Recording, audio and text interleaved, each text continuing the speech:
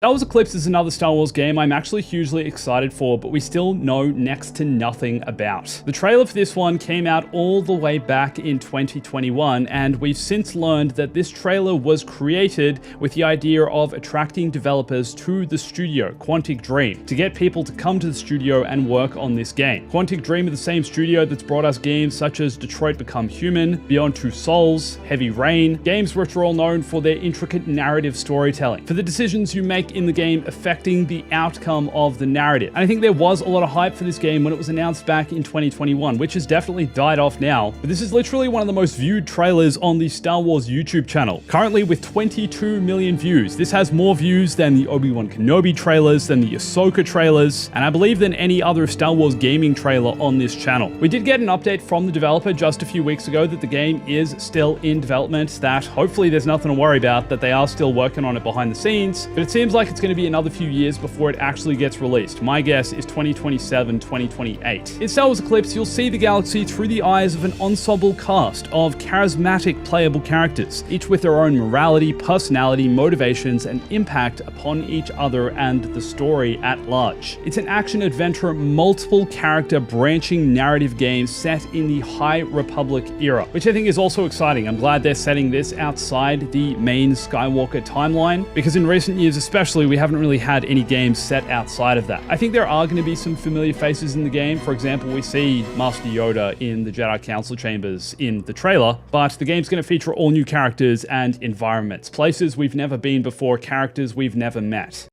And again, when it comes to Star Wars canon, I think there'll be one playthrough that fits within that, and then the other playthroughs and branching narratives and alternate endings, which I'm heavily assuming this game is going to have, will likely just be left to interpretation. Perhaps they'll chalk it up to the events went something like this, and maybe we don't actually know the true outcome. We do know that the game is partly set in the Outer Rim, in an uncharted section of the galaxy with never before seen species and planets to discover. There are also going to be some level of political themes which affect the outcome of peace in this part of the galaxy, so I'm really hoping they deliver something special and memorable here. It seems like they're setting up to do so, and I think Quantic Dream's previous games are all quite unique in their own way, so it'll be interesting to see how they bring those ideas and concepts to the Star Wars galaxy.